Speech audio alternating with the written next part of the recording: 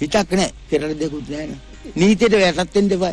මං වාගේ පණ වාගේ ආසකට කැමති නම් ආදරයෙන් බත්තේ කරුණාවේ මෛත්‍රියෙන් බලාගෙන මන් දෙනවා. Thanks for subscribe, friends. If you like our videos, please subscribe. Thank you.